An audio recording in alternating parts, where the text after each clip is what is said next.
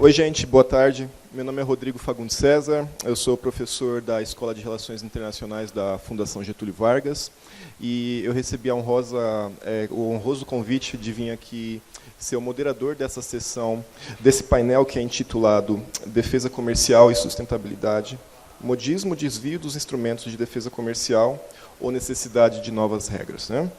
Então, nesse painel, nós temos um grupo muito seleto de palestrantes, que são a Rafaela Noman, que é diretora do Departamento de Defesa Comercial do MIDIC, o Daniel Raffanelli, que é coordenador geral de antidumping e medidas compensatórias, também do MIDIC, e o Rodrigo Pulpo, que é advogado e sócio da MPA Trade Law.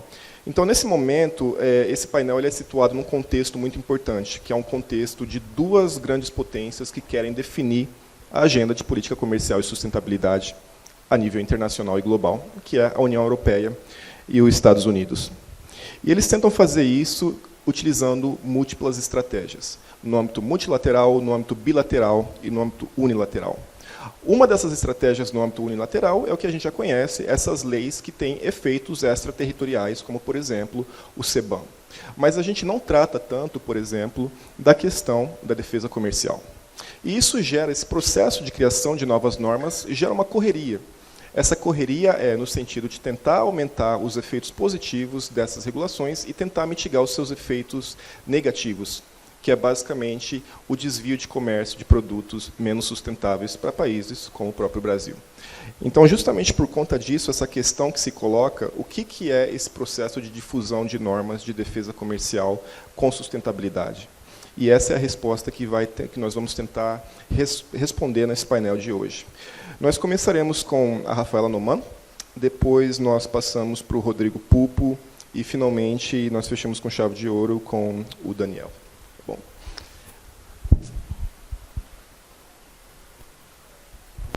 Obrigada, Rodrigo. Bem, gente, primeiro dizer que é sempre um prazer, né? Eu fico super feliz quando eu venho para cá, estou entre amigos de longa data. É muito bom ver gente nova. Comentei com o pessoal aqui que eu fico vendo os velhinhos aqui na beira aqui do palco e os jovens, a nova geração lá atrás, né? O pessoal. Então, é um prazer, é um prazer a gente ver que, enfim, né? O tema continua trazendo novos talentos, novas cabeças, e é sempre aqui que surgem as grandes ideias, as grandes inspirações. E aí aproveitar para agradecer o convite do Rodrigo, desafiador. Confesso que eu fiquei feliz, inicialmente, de não vir falar de interesse público. Acho que é a primeira vez desde que eu assumi o departamento que eu venho falar de um tema que não seja interesse público, mas também um pouco intimidada, né? Porque não é um tema trivial, né? A gente está repensando as relações internacionais, a gente está repensando o comércio exterior. A gente passou o dia aqui discutindo como as coisas têm mudado e, enfim, a gente fica aqui rebolando para não deixar passarem as oportunidades, né? Então, eu vou começar, eu acho que eu vou ficar aqui mesmo. Ok. É para funcionar. Beleza. Aqui eu vou correr rapidinho um contexto, eu acho que a gente já mais do que discutiu aqui várias vezes ao longo do dia, né, sobre o que está acontecendo no mundo e onde se inserem essas novas iniciativas que têm sido tomadas aí pelas autoridades mundo afora, e o que é a nova defesa comercial, se a gente precisa de uma nova defesa comercial para tratar desses novos temas. Vou tentar ser rápida, tá, gente? Eu sei que a gente está atrasado, então vamos lá. Esse contexto a gente mais do que já discutiu aqui, né? É muito engraçado porque eu saí do comércio exterior há 4, 5 anos atrás e eu voltei num mundo, a Vera não está aqui para dizer, totalmente mais bagunçado, mais com as relações muito mais difíceis, né, da gente ler, da gente entender. A gente teve nos últimos anos muita coisa acontecendo, então uma guerra comercial China, Estados Unidos, muito clara, ao mesmo tempo um enfraquecimento, uma inatividade do órgão de apelação da WTO e, então, consequentemente, uma menor preocupação desses países com atinentes a essas regras, né? A gente tem um boom de políticas industriais,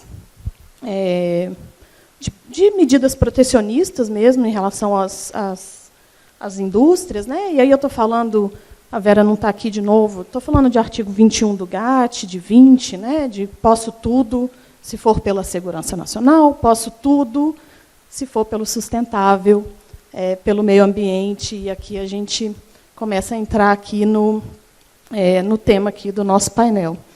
Então, e aí enfim, é um pouco de provocação lá, né, uma pós-WTO Industrial Policy, né? A gente tem nos últimos 4 anos no Brasil, eu costumava brincar, né, que política industrial era the one that could not be named, né, porque a gente não podia falar essa palavra no governo brasileiro. Então, era uma coisa, a gente vem de um contexto em que fora a gente estava falando de política industrial na veia, né, de altos volumes de subsídios, de incentivo às indústrias, e aqui dentro, no país, a gente optou pela liberalização, pela redução do estoque de medidas de defesa comercial, e aí entra um pouco a preocupação que está aqui, que serve de pano de fundo para a gente, de não deixar passar as oportunidades, né?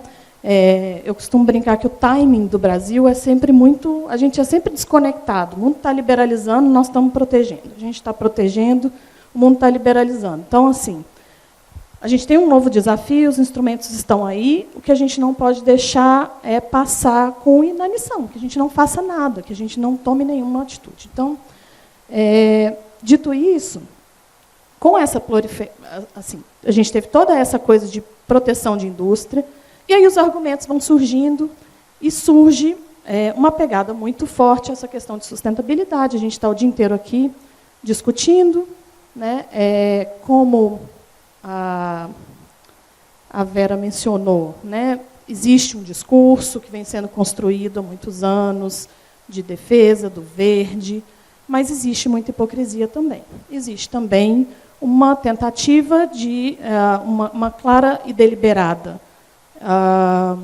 intenção, né, de alguns países de utilizar esse discurso como proteção das suas indústrias e como, talvez, até política industrial também. E aí a gente, de novo, pegar aqui a fala da Marcela, de que a gente está tentando conjugar aí a política industrial com a política comercial, enfim.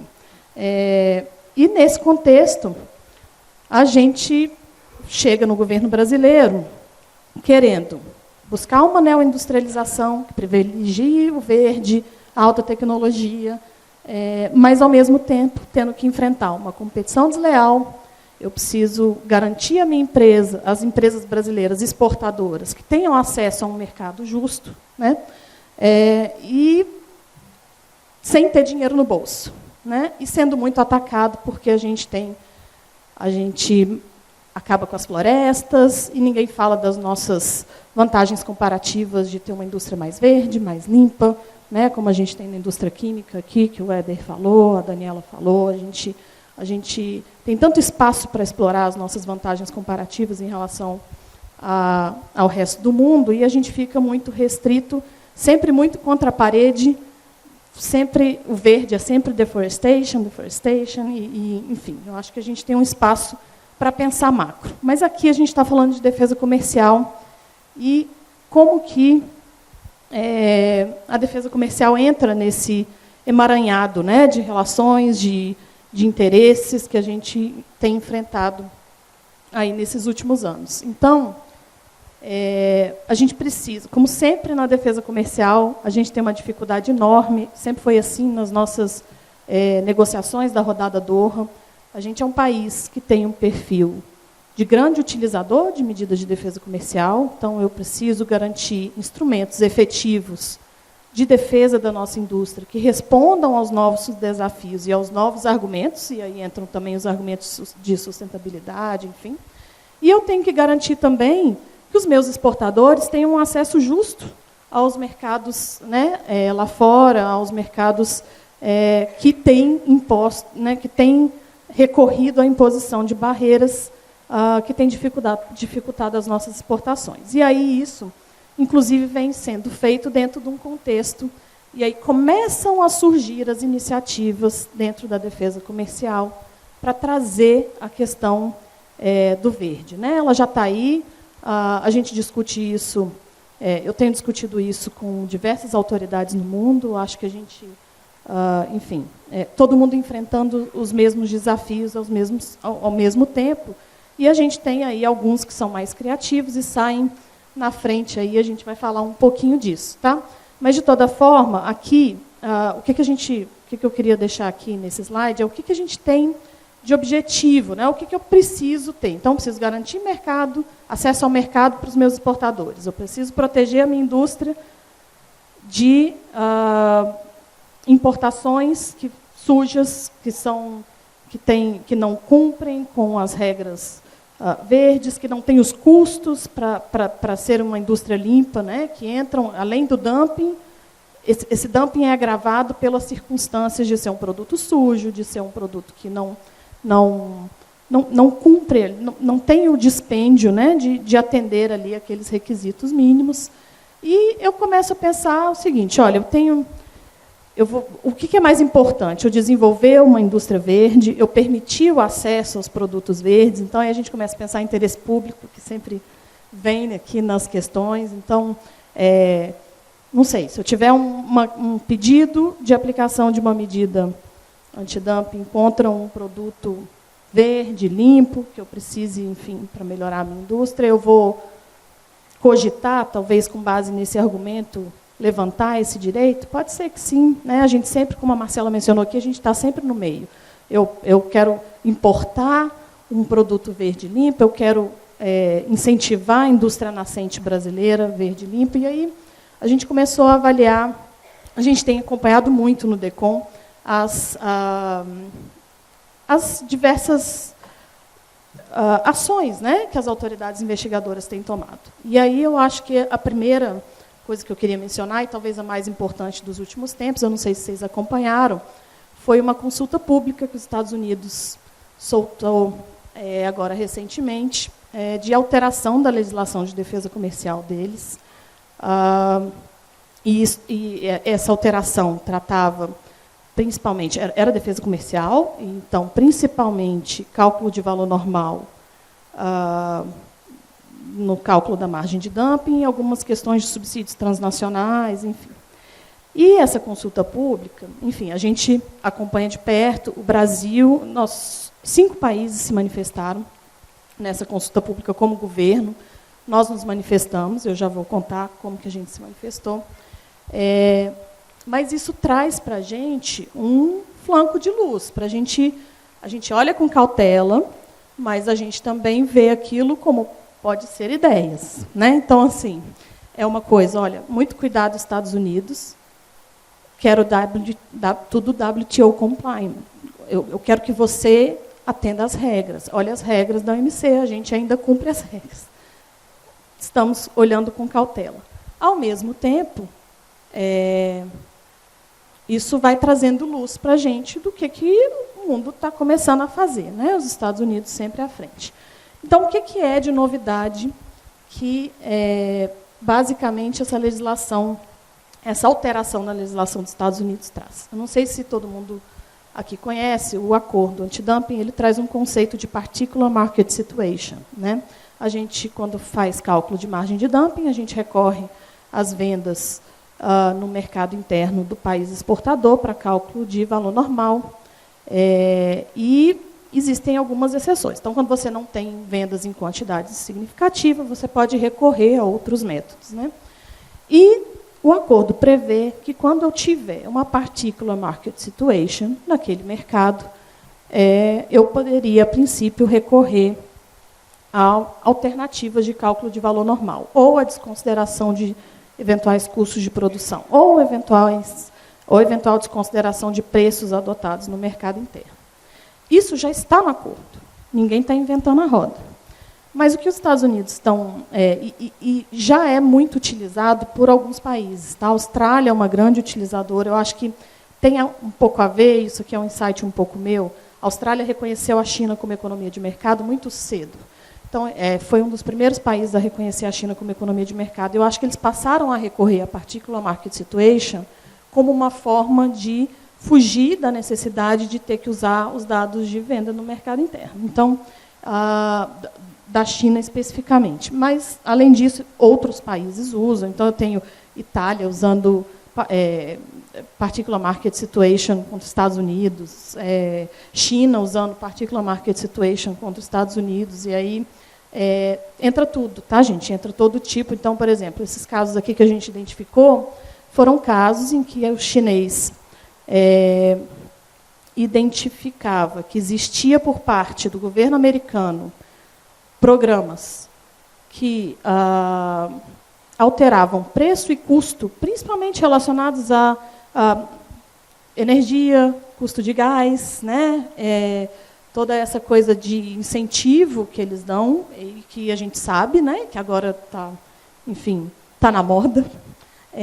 E isso tudo o chinês passou a tratar, classificou como Particular Market Situation, inclusive os casos de incentivos para indústrias sustentáveis e verdes, passou a tratar como Particular Market Situation, e aí você, claro, passa a ter uma discricionariedade maior para a apuração desse valor normal e de uma margem de dumping eventualmente um pouco maior. E o que é a novidade que os Estados Unidos, né, que o DOC colocou nessa legislação nova de Particular Market Situation? Tá? Então, a Particular Market Situation ela pode ser configurada, segundo essa nova legislação, quando eu tenho uma alteração, alguma política, alguma coisa que interfira nos preços ou nos custos dos produtos.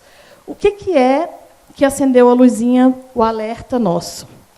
É mais ou menos assim: olha, governo, se eu estou investigando uma empresa brasileira e eu acho que a empresa brasileira não cumpre não cumpre uma regra ambiental, ou produz com carvão, não sei, enfim, alguma coisa dessa forma. Eu vou poder dizer o seguinte: olha, não interessa que o governo brasileiro tenha uma regra contra aquela produção com carvão ou aquela produção suja. Se ele tiver qualquer tipo de indicação, e aí pode ser uma notícia de jornal, pode ser é verdade esse bilhete, qualquer coisinha que tiver lá, ele vai poder utilizar aquilo para dizer: olha, eu tenho elementos para dizer que existe uma inação do governo brasileiro de fazer cumprir a legislação verde e, portanto, eu estou desconsiderando esse custo de produção no Brasil e estou recorrendo à metodologia XYZ. Então, o que a gente viu? Né? Ficou uma coisa muito fácil. É uma coisa, primeiro que de novo, gente, aqui não está sendo trazido só os conceitos do verde, tá? Eles estão trazendo todos os motivos protecionistas, principalmente contra a China, e a gente sabe que isso aqui é para pegar chinês, principalmente. Eles trazem tudo isso e estão embrulhando numa fita de defesa comercial. Então, é um protecionismo, é uma forma mais uma forma, né, de proteger a indústria deles contra essas importações, mas a gente aqui está colocando num papel de presente de legalidade, de uma medida WTO compliant, que a gente consegue justificar. E aí, já antecipando, a gente teve, enfim, os governos têm conversado sobre isso. Essa consulta se manifestaram de governo China, Vietnã, México, Canadá e nós. A gente aqui no Brasil, a gente fez uma manifestação genérica, não tratamos ponto a ponto das propostas, mas a gente disse: olha, a gente está de olho. Por favor, prestem atenção nas regras, não se exceda. E foi alguma coisa genérica para uma sinalização de que a gente queria que a gente queria tratar do assunto, né? Mas assim, eu acho que isso é importante para trazer para a gente uma noção de uma nova realidade, que essa discussão ela se impõe e os países estão preocupados com isso. Os chineses nos procuraram para saber se a gente gostaria de fazer uma manifestação conjunta em relação a esse tema. A gente, a princípio, não. A gente, enfim. Até porque, eu não, como eu disse, gente, a gente está de olho também nas oportunidades. Eu não sei se daqui a pouco eu vou querer também usar essa particular market situation, né? Vocês me dizem, quem sabe. E aí, então, por isso a gente fez essa manifestação mais genérica, mas, de toda forma, mostrando que a gente tem acompanhado o tema e que a gente está interessado e que essa questão, não só da sustentabilidade, do verde, toda essa questão que parece estar sendo trazido para dentro da defesa comercial, né? Outro ponto que a gente tem visto, e a questão da sustentabilidade para dentro mesmo das nossas investigações aqui antidumping, principalmente a União Europeia, eu não sei se vocês já viram, eles têm utilizado, para cálculo do lesser duty, eles têm utilizado os custos que as empresas europeias têm para cumprir as regras de sustentabilidade que eles estão estabelecendo. Então, vamos supor, né, quando eu vou calcular o meu preço de não dano, aqui, enfim, não sei se todo mundo acompanha, lá eles somam um preço ao custo da indústria doméstica, além de trazer para aquele preço de não dano, eles dizem, olha, a minha indústria tem um custo que a sua não tem. E a gente tem discutido isso também com eles bastante. Eu encontrei com o chefe da autoridade deles lá em Genebra, e a gente foi uma conversa franca, e eu falei, tudo bem, e se eu demonstrar como exportador que eu também tenho um custo? Né? O meu custo para ser verde, o custo que eu tive durante tantos anos, ele disse, não, esse não é o problema meu, não quero ver. Dentro do lesser duty eu faço o que eu quiser, eu preciso dar uma satisfação para a minha indústria, e é assim que a gente está trabalhando. Então, eu conto o custo que a minha indústria tem, mas o custo que a sua indústria tem, eu não vou levar em conta. E, realmente, né, dentro do lesser duty, a gente fica com mãos atadas. Mas o ponto aqui é trazer que as coisas estão... Esse protecionismo verde que a gente tem visto fora da defesa comercial, ele tem entrado cada vez mais aí pelas beiradas, e a gente... Enfim, estamos de olho, né? Aqui, uma decisão já, os custos futuros adicionais para garantir a conformidade com o Union Emissions Trade Systems, tanto em termos de custo de aquisição para licenças de emissão, isso já é decisão deles, tá, gente? Então, a gente já tem precedentes nesse sentido. Tá. Isso aí é só uma tradução livre, mas é uma tradução escrito bem assim. O Reino Unido ainda não tem nenhuma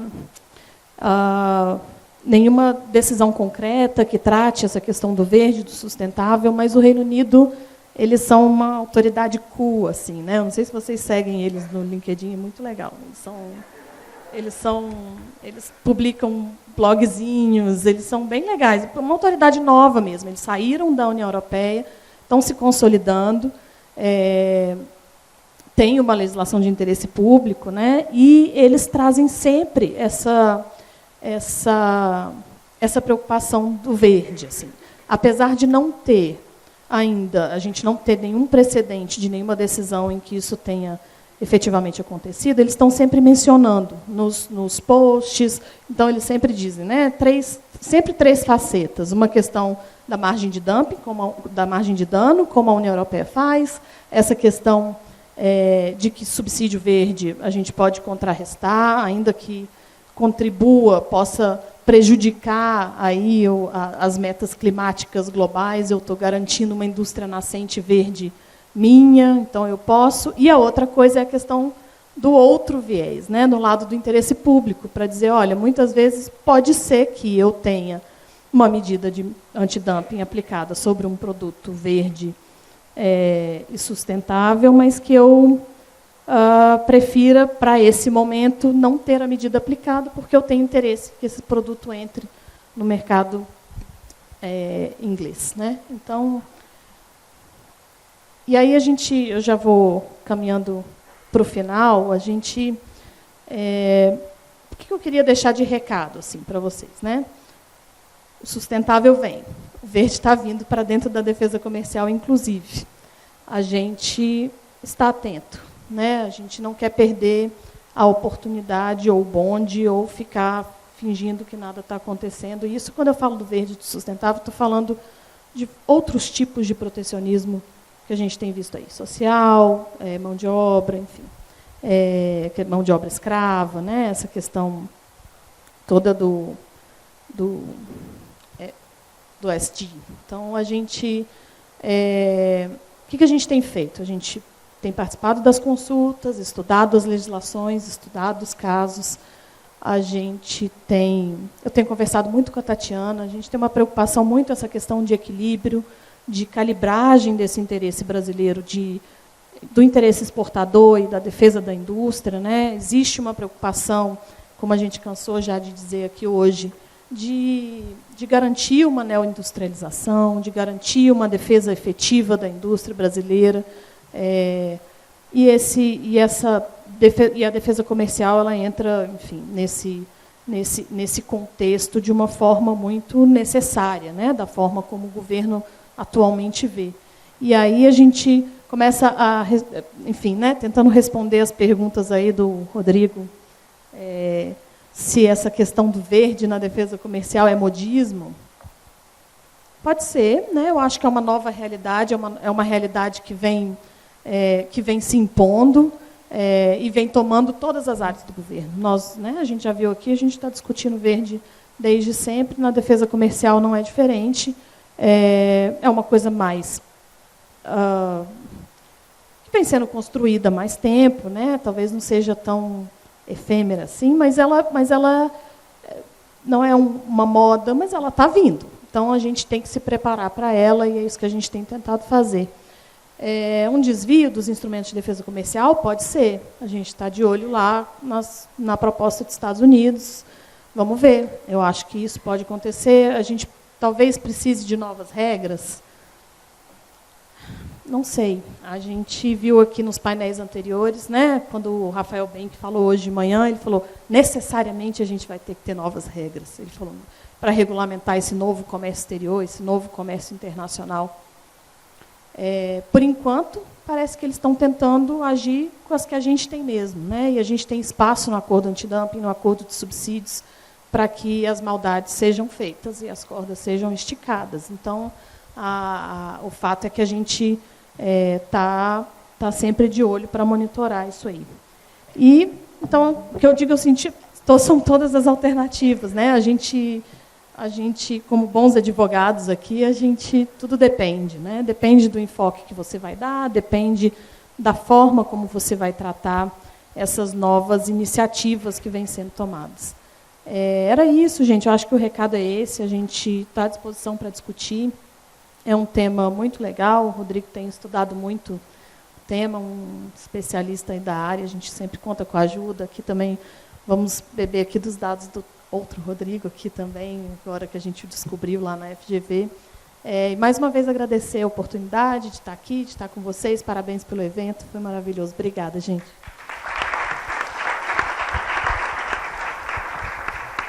Ok, gente. Muitíssimo obrigado, Rafaela. Agora a gente vai passar para o Rodrigo, que vai fazer os comentários dele. Obrigado, Rodrigo. Rafaela, quando mencionou a autoridade inglesa, esqueceu de dizer que no relatório anual deles, eles informam que eles são carbono neutro. Então, também isso, eles fazem questão de dizer que eles são carbono neutro também. O passador.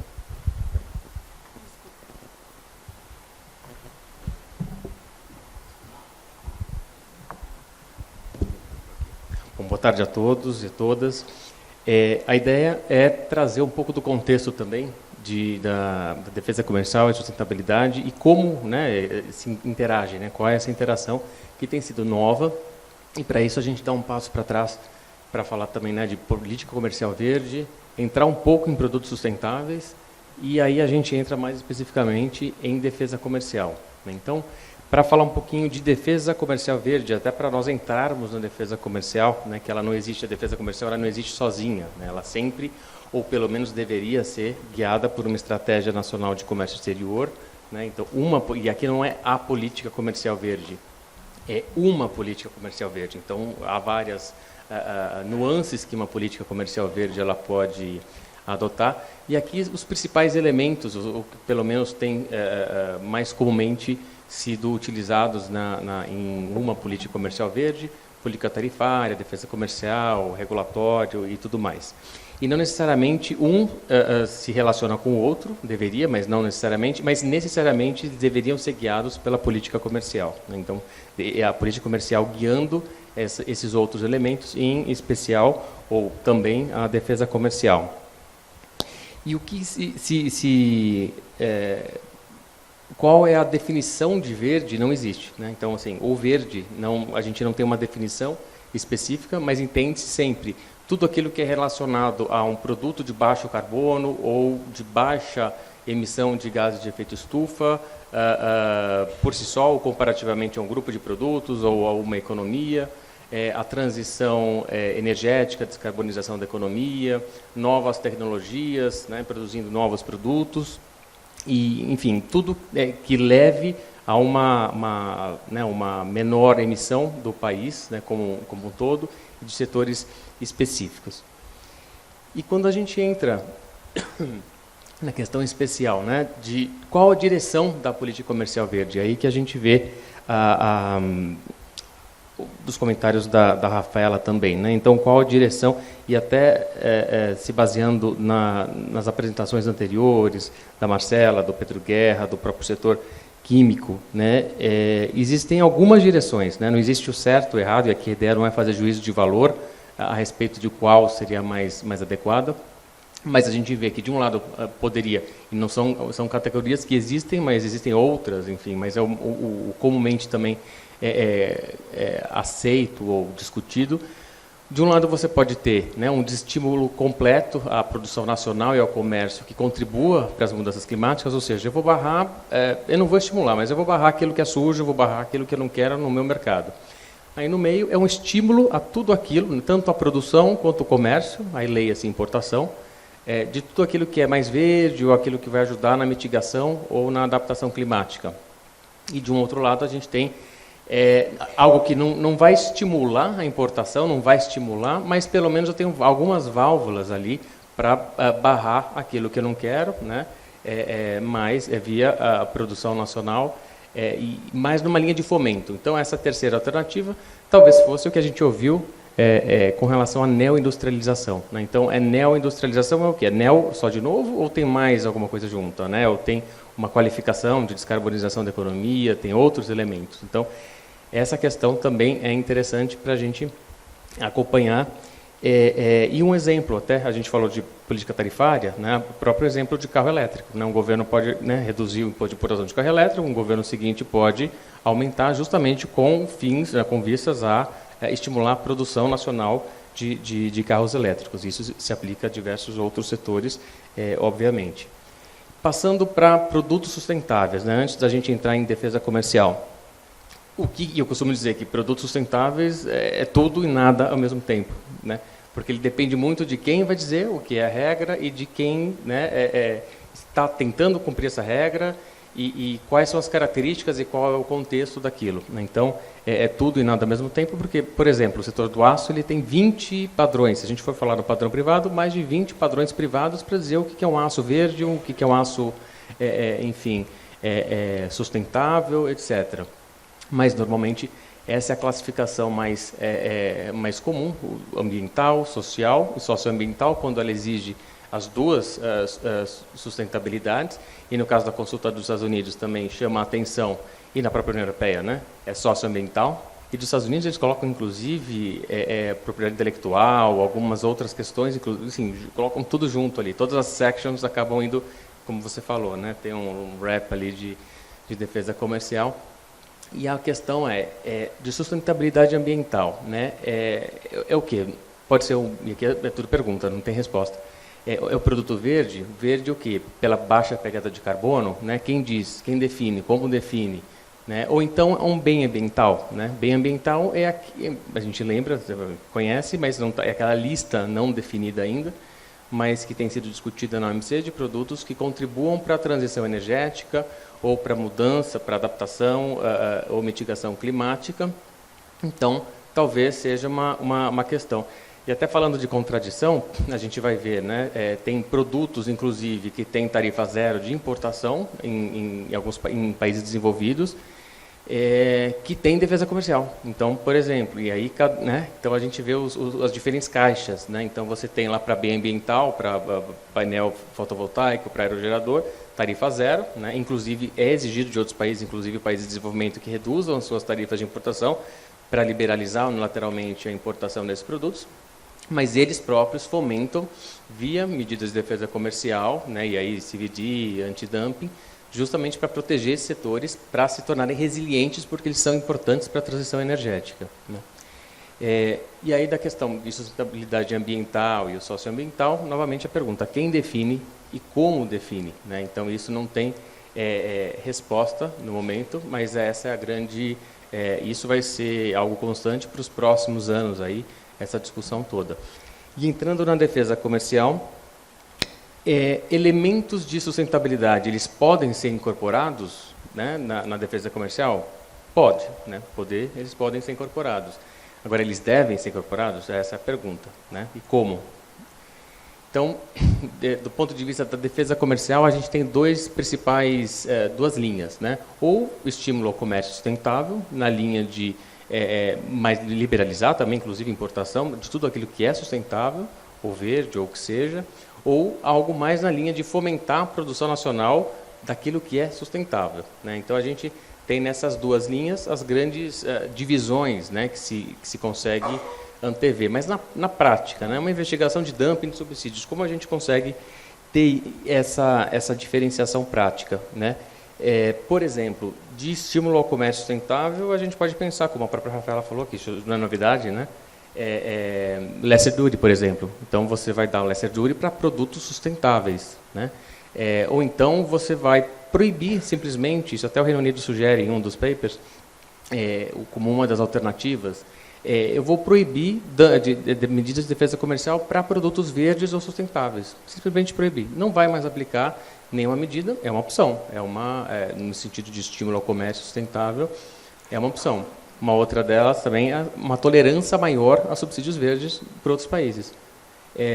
Bom, subsídios talvez seja interessante, porque é uma externalidade, né, o custo de carbono é alto, talvez eu possa me beneficiar também, né, por que não? Então, até o outro país está gastando subsídio, então por que eu não posso me beneficiar se esse produto é um produto limpo, que me ajuda na minha transição energética, né? E já do outro lado, estímulo à produção nacional sustentável. Também é algo que, novamente, não precisa estimular, mas você pode ter válvula de escape ali, para conter, de alguma forma, a entrada de produtos sujos ou de setores que não são necessariamente de baixo carbono, aqueles intensivos em emissão. E aí a questão dos subsídios a questão dos subsídios é exatamente o contrário. Então, os subsídios verdes, eu vou ter mais rigor, inclusive, né, porque isso eu vou evitar o ciclo virtuoso dos outros países. E a gente viu, né, extensivamente hoje, né? O Brasil tem um limite, né, fiscal, de questão fiscal mesmo, que não pode subsidiar tanto quanto os concorrentes. Então, talvez subsídios verdes eu vou também focar e com rigor. Não vou deixar, não vou né, fechar os olhos para subsídios verdes, pelo contrário, talvez eles tenham até mais rigor do que os outros subsídios. E uma outra questão, que é aquela que a gente vê lá atrás e ninguém nunca viu na prática, né, Rafaela? Que é a indústria nascente, né? Se a gente for no acordo antidumping ou subsídios, o dano, ele é o dano, ameaça de dano ou atraso material, aquilo que ninguém sabe, né? É o material retardation. Ele pode ser um atraso material de estabelecimento de uma indústria. Por que não, né? Então, isso tem sido cogitado, inclusive, como uma questão para nova tecnologia, uma transição, novos produtos, porque não pode, talvez essa possa ser uma opção, ainda que não haja, eu diria vasta, não haja praticamente nenhuma aplicação nesse sentido, mas tem havido já discussões nesse sentido. E aí, falando de instrumentos não tão usados, a gente volta, né, e aí já encerrando para dar mais tempo também, a gente volta para esse instrumento que ele é conhecido, mas muito pouco falado, né, e muito menos usado. O Brasil já não usa isso há muito tempo, mais de década, e o mundo está usando, né, Estados Unidos, Canadá, União Europeia, Índia, o mundo tem usado salvaguardas. Então, talvez isso seja indicativo de alguma coisa. E o interessante é que, da diferença, né, da salvaguarda das demais, a gente tem o unforeseen development, né, que é a evolução imprevista das circunstâncias, né, você precisa comprovar o que mudou quando, né, comparativamente ao tempo da celebração do Acordo de Salvaguardas. E a gente tem visto de alguma coisa no sentido, talvez o Acordo de Paris, a celebração do Acordo de Paris, seja um unforeseen development, né, uma sobrecapacidade de algum setor, em algum país, talvez, e todo mundo sabe quais são os setores que têm sobrecapacidade, quais são os países, ou o país, talvez, que tenha, e talvez isso seja uma evolução imprevista, né? Uma medida unilateral, talvez, de um bloco comercial, talvez alguém saiba de alguma medida nesse sentido, que vai causar um desvio de comércio, e isso ser justamente o unforeseen development, né? E aí, um outro ponto que talvez possa entrar é o compromisso de ajuste, né? Que a gente sabe que é uma especificidade da salvaguarda, e talvez justamente no compromisso de ajuste possa ter elementos, né, incorporados de sustentabilidade. Como? Então, a empresa ela vai, né, talvez o governo conceder, mas a empresa ela vai investir, como ela está investindo. Então, talvez seja subir a barra em relação à qualidade do investimento, né? É qualquer investimento, mas quanto ela está investindo, como ela está investindo. Tem a ver com descarbonização, tem a ver com a política industrial, tem a ver com a política do país, né? Então, essa é uma... subir um pouco a barra no compromisso de ajuste. É claro, tudo é temporário, mas nessas duas questões, talvez o compromisso de ajuste possa ser uma forma também de você incorporar isso, até para ser um pouco de freios e contrapesos, eventualmente, numa salvaguarda, para justamente ter esse acompanhamento do compromisso de ajuste pela indústria doméstica de uma medida de salvaguarda. E aí eu chego ao final e agradeço, fico à disposição para perguntas e devolvo a palavra a vocês. Obrigado.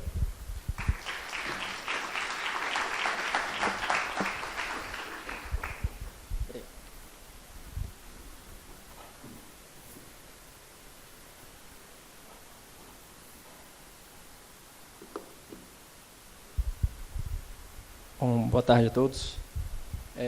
Primeiramente, gostaria de agradecer ao IBRAC, né, pelo convite.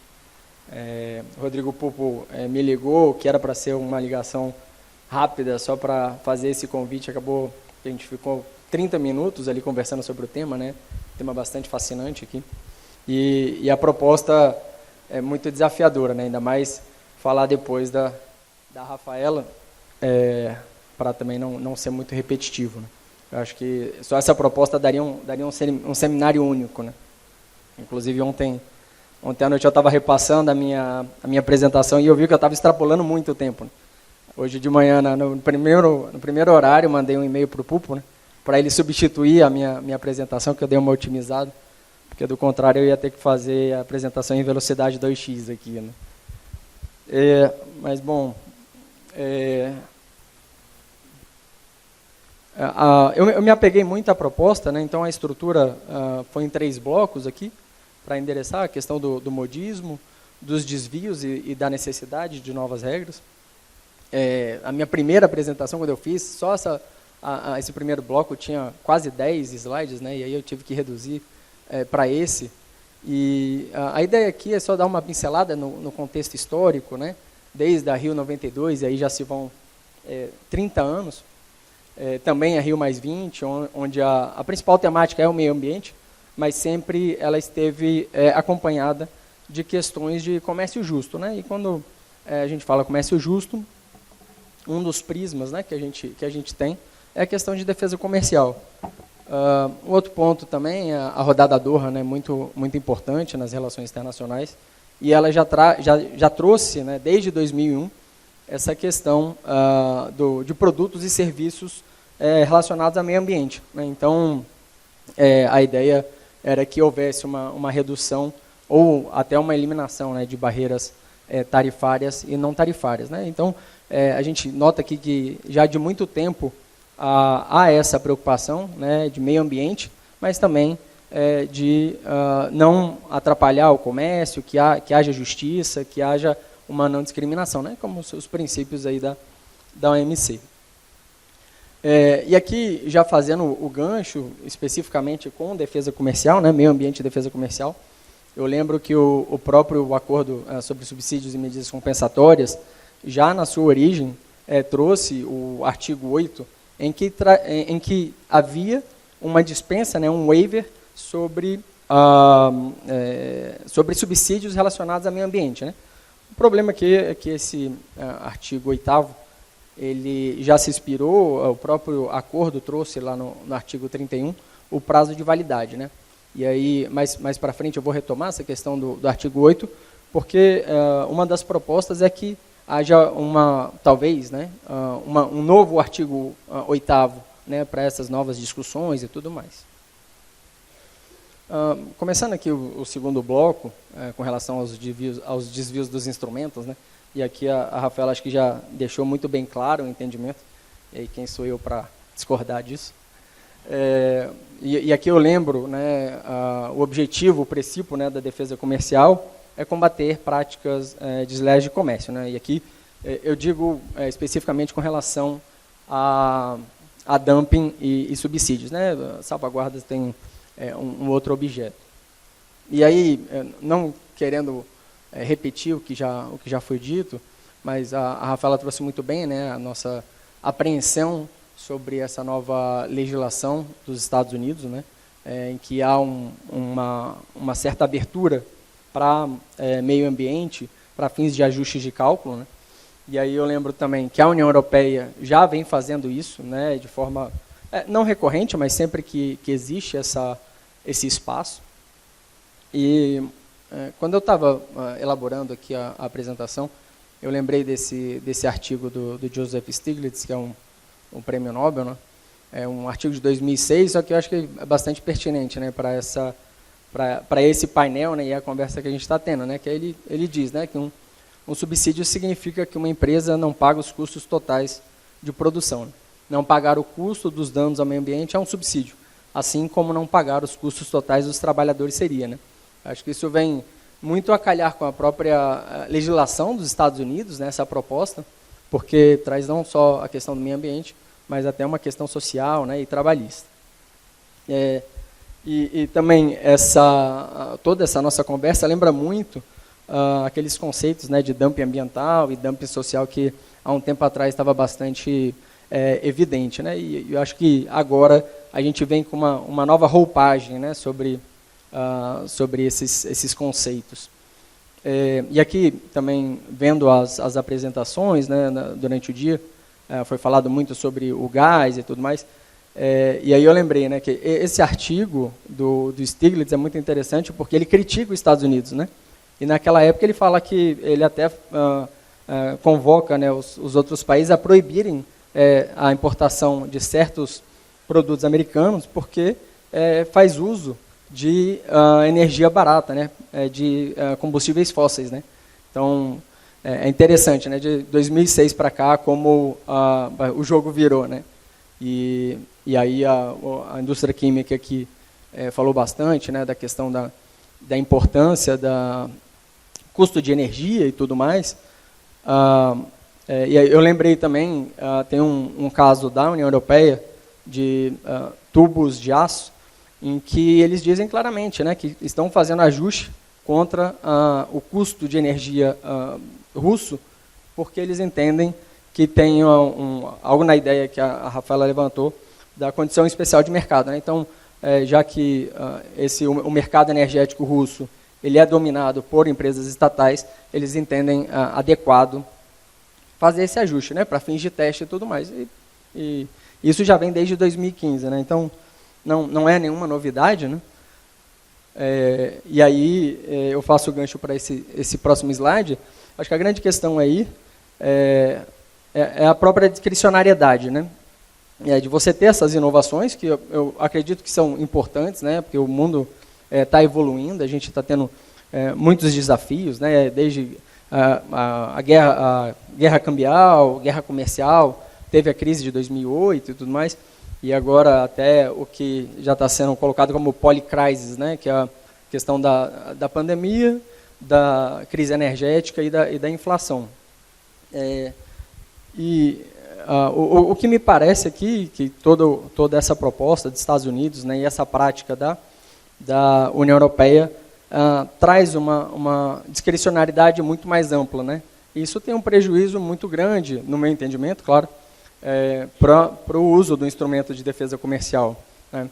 E há alguns estudos com relação à prática dos Estados Unidos que associa, né, a questão do aumento de discricionariedade a um aumento das margens de dumping, né? Principalmente após a rodada do Uruguai e tudo mais, que eu acho que é bem interessante, né? Então, se esse estudo ele tem uma razão de ser, talvez agora a gente possa ver uma nova onda, né, de aumento das margens de dumping dos Estados Unidos, né, e uma nova onda protecionista.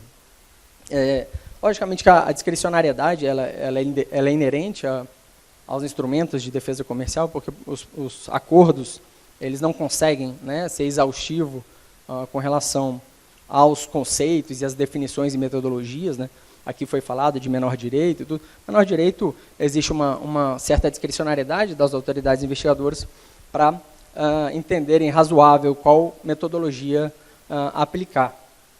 E as lacunas dos acordos, elas podem, bem ou mal, serem superadas pelas as legislações nacionais e pela própria jurisprudência, né? Mas o problema aqui é que o finado órgão de solução de controvérsias já deixou basicamente de existir, né, por conta de questões operacionais, aí, de bloqueio e tudo mais. Isso traz um grande prejuízo, né, para os operadores, né, do instrumento, porque a jurisprudência que vem, os entendimentos que vêm, então, não só do painel, mas do órgão de apelação, eles são muito importantes, né, como fontes basilares dos entendimentos, né, do uso do instrumento.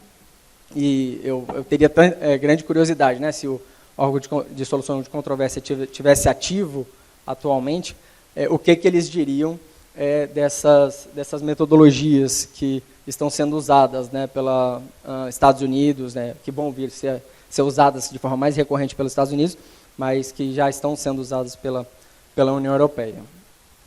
Bom, aqui não há mais o que repassar, a gente já falou bastante, né? A questão dessas novas práticas, será que são, e aí eu faço a provocação, né? Será que são considerações legítimas, né? Diante do aparente aumento do custo, do custo das empresas europeias e americanas? E aqui um ponto, né, que me parece talvez não tão óbvio, mas o que permeia toda essa discussão é que há, na minha visão, um aumento, um acirramento da competitividade internacional, né? Principalmente, aqui posso até falar, basicamente de China, né? A gente viu alguns gráficos ao longo aqui dos painéis, né? Como a China tem entrado em vários mercados, né? Então, será que essas considerações são legítimas? Ou, como a gente tem conversado aqui também, e a Rafaela pontuou isso, tem sido usado como pretexto, né, para proteger os mercados, né, tanto Estados Unidos quanto a União Europeia. E aqui uma última indagação, se essas inovações extrapolariam o acordo antidumping. Bom, trazendo um pouco mais aqui para a nossa realidade e tendo como referência, né, essas inovações de Estados Unidos e União Europeia, eu acho que a prática do Brasil atualmente é bastante ortodoxa, né? Tanto nas investigações de dumping quanto de subsídios, né? A gente, por enquanto, não há nenhum tratamento diferenciado para produtos e subsídios verdes, né? Logicamente, a Rafaela já deixou que a gente está acompanhando, né? A janela está aberta, a gente vai conversando com todas as partes, né, os interessados nessa evolução dos instrumentos. Mas, atualmente, nas investigações de dumping, a gente não faz nenhum tipo de cálculo, como os Estados Unidos pretende, né, e como já a União Europeia vem fazendo. No caso de defesa de medidas compensatórias, também não há nenhuma abordagem diferente, né, e é isso a gente, acho que especificamente em medidas compensatórias, há um certo consenso, né, entre as autoridades investigadoras que, da forma como está o arcabouço normativo multilateral de subsídios, os subsídios verdes eles não têm nenhum tratamento VIP, né? E aqui, sem querer puxar um pouco a brasa para a minha sardinha, falando um pouco mais do acordo sobre subsídios e medidas compensatórias, eu acho que a importância aqui dos subsídios é que, se você tiver um viés mais econômico, mas eu também não vou me aprofundar muito nisso, a questão da proteção ambiental ela pode ser considerada como uma falha de mercado, né? Isso a gente consegue perceber, a gente conseguiu perceber, né, ao longo de todo o seminário aqui, que todas as partes aqui, basicamente conclamando o governo a atuar de forma mais assertiva, né, com relação à proteção do meio ambiente, né? Então, invariavelmente haverá subsídios verdes, né?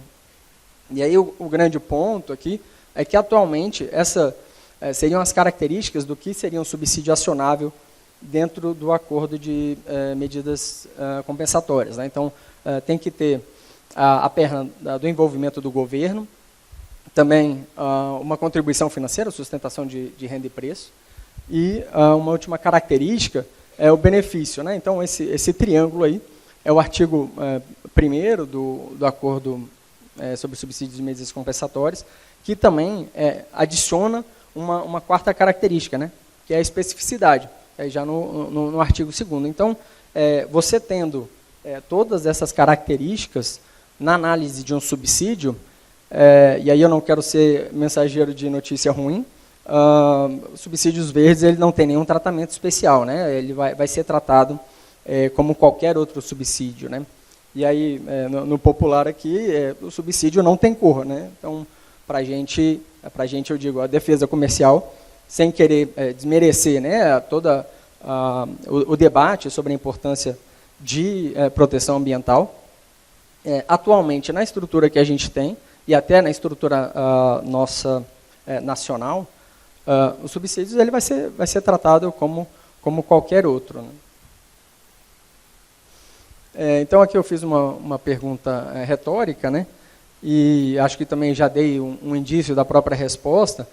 Se os subsídios verdes, um eventual subsídio verde, ele não tiver aquela característica, né, do triângulo ali que eu mostrei no slide anterior, e a questão de especificidade, a gente não poderia acionar esse subsídio dentro do acordo antidumping, também dentro do decreto de subsídios, né.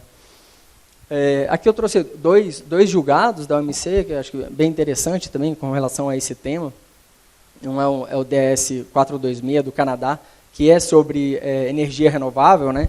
Então, o que a gente nota, e até o Pulpo aqui levantou, os países eles não têm nenhuma pena em colocar medidas compensatórias ou medidas antidumpings em produtos verdes, né, em produtos ou subsídios verdes. Então, o que a gente vê na prática de outras autoridades investigadoras é que o tratamento da questão da proteção ambiental dentro da defesa comercial, ela é bastante rigorosa.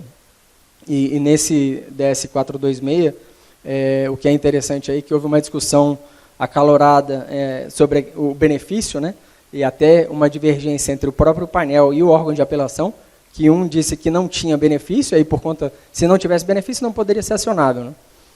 Mas aí houve um entendimento diverso, não, que realmente haveria, aparentemente, um benefício. O outro julgado também interessante, e aí bastante famoso, o DS 267, que é o do algodão, né, o Brasil diretamente envolvido, que eu só destaquei uma passagem sobre o relatório, e aí ele fala, né, que mesmo um subsídio acionável, pode ser que ele não seja contrarrestado como uma medida compensatória, né? Porque não basta ser um subsídio acionável também, ele precisa causar um dano, né? Que aí é a questão do adverse effects. Bom, e aí eu entro já no último bloco, a questão da necessidade de novas regras, e o que a gente tem visto aqui, né, conforme já comentado, em âmbito nacional há muitas atualizações das autoridades investigadoras, né, dos Estados Unidos, União Europeia e tudo mais, e aqui faço 30 segundos de jabá também. A gente teve um decreto de subsídios recém-publicado, o decreto 10.839, que atualiza as regras de subsídios, né, o decreto anterior bastante desatualizado, de 95. O decreto também veio acompanhado da portaria SSX 172, e a gente entende que foi muito importante para o uso dos instrumentos de defesa comercial, na tentativa, né, de trazer mais objetividade, transparência e segurança jurídica, né, para todos os usuários. Esse decreto foi muito baseado na jurisprudência, também nas melhores práticas e na própria experiência do departamento.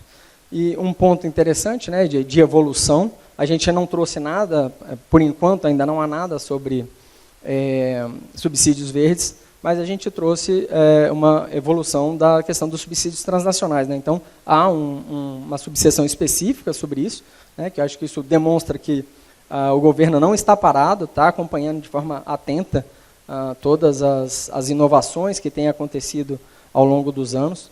E aí a gente, em conversas internas, né, depois de muitos debates, a gente entendeu que seria bastante adequado normatizar essa questão dos subsídios transnacionais.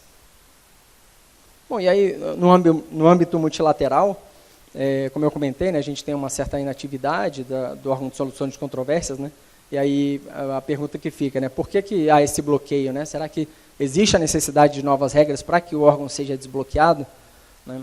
E aí eu lembro, né, os acordos da OMC são de 95, né, e aparentemente não há nenhuma regra especial atualmente com relação a produtos e subsídios verdes, né? Acordo antidumping, ele é bastante restrito, assim, né? Então essas inovações que a gente tem visto causa uma certa apreensão, que eu acho que isso é compartilhado, né? Não só entre a autoridade investigadora, mas muitas empresas aqui, pelo que eu pude perceber, né? Principalmente exportadores brasileiros, né, que podem ser acionados, né, ou podem ser prejudicados com investigações lá fora.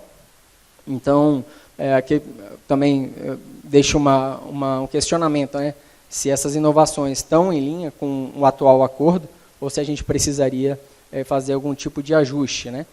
E, de igual maneira, a questão do acordo sobre subsídios e medidas compensatórias, né, e eu tinha comentado o artigo 8º, né, como é que a gente vai adequar toda essa necessidade de proteção do meio ambiente com o atual arcabouço, né, de subsídios e medidas compensatórias, né? Vamos negociar um novo artigo 8, ou qual vai ser a proposta, né? Vamos fazer uma limitação temporal, uma limitação relativa a montante ou setorial, né? Então, há muitas ideias sobre a mesa. Essa questão do artigo 8 especificamente tem sido abordada por um conjunto de países africanos, né, que fez uma manifestação formal ao OMC. Então é bem interessante que os próprios países entendem que há uma necessidade, né, de adequar toda essa nova demanda social de proteção do meio ambiente com a defesa comercial nos moldes atuais. Bom, e aqui a conclusão, acho que ao longo da minha apresentação já ficou um pouco evidente, né, a questão da importância de sustentabilidade, né, e a relação sustentabilidade e defesa comercial, ela vem de longa data. Talvez o que a gente nota atualmente é uma roupagem diferente, né, colocando mais efetividade aí, na abordagem de certas autoridades investigadoras, né, o que pode indicar certo desvio, né, do uso dos instrumentos, e como a Rafaela já bem destacou, o Brasil vem acompanhando de perto, né, e também atualizando a nossa normativa, né? Não vamos fechar os olhos para essas propostas, né? Porque em algum momento, mais cedo ou mais tarde, a gente pode também ser levado a eventualmente adotar algum tipo de medida para defender a nossa indústria doméstica, né? Bom, e aqui, só para finalizar, né, a questão do indicativo de haver necessidade das novas regras, do ADA, eu entendo que essas práticas de Estados Unidos e União Europeia necessitam um certo esclarecimento, né, porque talvez há uma extrapolação, e especificamente do acordo de subsídios e medidas compensatórias, está bastante claro, né, que se o interesse realmente for de aumentar a proteção do meio ambiente, que ele se adeque aos instrumentos atuais de defesa comercial, né, para dar um tratamento diferenciado aos subsídios verdes. Bom, era isso que eu tinha para trazer. Agradeço a atenção e fico à disposição. Obrigado.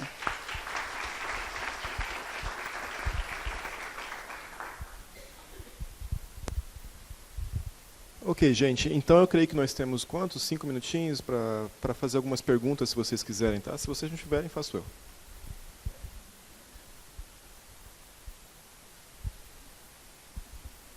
Perguntas? Bom, eu tenho uma perguntinha, então. E a minha pergunta, na verdade, eu acho que é mais uma provocação. Porque a gente fala dessa plataforma verde entrando pelas beiradas, como a Rafaela fala mesmo, e isso me leva a um questionamento. Como que essa possível proliferação, futura proliferação desses instrumentos de defesa comercial que fazem essa interlocução com o comércio verde, eles podem afetar esse equilíbrio, que já é um equilíbrio muito sensível, entre proteger uma indústria nascente verde e você permitir a vinda de produtos verdes para conseguir fazer uma transição energética. Então, eu sei que é uma pergunta muito difícil. Então. Não tem resposta, gente. A gente fica, como tudo na defesa comercial, a gente está no meio apanhando de dois lados, né? Então, a gente... Enfim, não existe uma definição política brasileira ainda clara do que é a nossa política verde, né? O que a gente vai, quais são as indústrias que a gente vai eleger, quais são, se a gente vai, enfim, abrir o mercado para esses produtos verdes ou incentivar a nossa indústria verde, enfim, não existe. Isso vai ser tratado realmente, enfim, Rodrigo, no caso a caso. A Marcela mencionou aqui, se a gente, da mesma forma que ela disse, né, a gente tem um pedido de elevação tarifária para a importação de painéis solares, enfim, que propaga uma produção de energia verde. E aí, eu vou resolver o meu imediato, né, que é dar acesso à população àquele produto verde que eu tenho interesse, ou eu vou, na verdade, trabalhar na consolidação de uma indústria que esteja apta a ser competitiva na produção daquele produto, né? O nosso eterno Tostines aqui de política comercial brasileira, e a gente fica sempre tentando acertar aí no equilíbrio, mas, enfim, é uma calibragem muito difícil que a gente vai vendo no caso a caso, eu acho. Obrigada, gente. Eu acho que o tema é novo e vem fechando esse dia depois de muita discussão sobre questões de sustentabilidade, de transição energética. E eu acho que é isso. A gente, Brasil, né, tem um potencial. Esse potencial precisa ser planejado estrategicamente.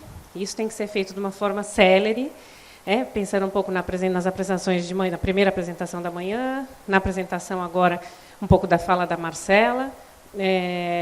E a gente vê uma necessidade da interlocução, né, com o setor privado, a gente vê uma necessidade de dar voz, né, da inteligência. Eu acho que até o Ingo mencionou hoje, mais cedo, a questão da inteligência coletiva, né, na formação do convencimento, no apoio à elaboração de políticas públicas.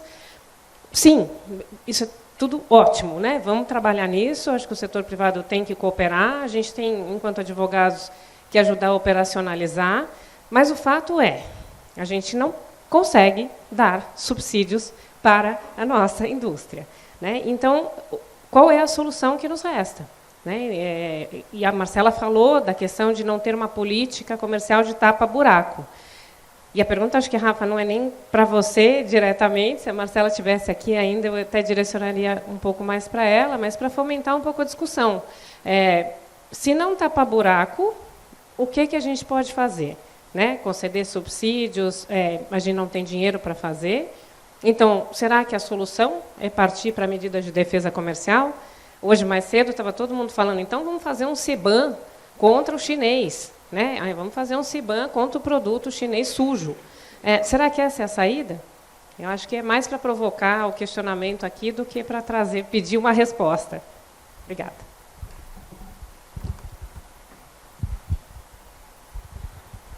Eu acho que, enfim, não tem resposta, né? Fácil, não tão. Mas a defesa comercial está aí. O que eu posso dizer é que a nossa parte a gente está super à disposição para fazer. Não existe o Daniel bem disse aí, o subsídio não tem cor, né? Então a medida compensatória está aí à disposição de vocês para a gente eventualmente utilizar. Menos, Rodrigo. Ele tá aqui no meu ouvido pedindo salvaguarda. Não, gente, calma, muita inovação de uma vez. Vocês estão muito inovativos. Vocês estão muito. A indústria, como é que é? Indústria nascente, consolidação ao outro que é ameaça de dano. Enfim, a gente está. Não, agora, de verdade, existe uma posição, efetivamente, né? Eu acho que é uma mudança significativa do governo anterior de ver os instrumentos de defesa comercial não como protecionismo, mas como instrumentos que devem ser utilizados aí para a gente brigar no novo contexto internacional. Sim, são armas que a gente tem, infelizmente, vamos brigar com o que a gente tem, é isso. A gente, enfim, lá no DECOM a gente está super à disposição de construir, enfim, a gente brinca, essa questão do Particular Market Situation, acho que foi realmente uma esticada de corda na proposta dos americanos, né? Mas, enfim, a gente precisa começar a pensar. A gente não tem uma particular market situation com gás chinês e o indiano comprando gás a um sétimo do valor do que a gente paga. Enfim, acho que a gente não existe. Enfim, eu não tenho aqui mandato, né, para dizer o que a gente vai fazer ou não vai fazer, mas eu acho que a gente está disposto a discutir. Tenham os instrumentos de defesa comercial como instrumentos que a gente tem. Enfim, a gente não tem um tanque de guerra, mas vamos com o revolvinho que a gente tem, né? O que a gente tem, vamos para frente. Então, a gente está à disposição. É isso que a gente para tudo. E eu brinco, enfim, em relação à salvaguarda. Claro, não é um instrumento que a gente gosta de usar, né? Eu não acho que essas medidas americanas de 232, isso não é salvaguarda, né, gente? Isso é qualquer coisa menos, enfim, salvaguarda. Mas a gente, enfim, estamos à disposição e não existe nenhum constrangimento, a princípio, de usar esses instrumentos. Estamos no jogo. Bom, gente, nos levantaram uma plaquinha escrito acabou. Eu suponho que seja porque, de fato, não tem mais tempo. Então, gostaria de agradecer a todos e a todas pela participação, em especial os participantes desse painel. Obrigadão, gente.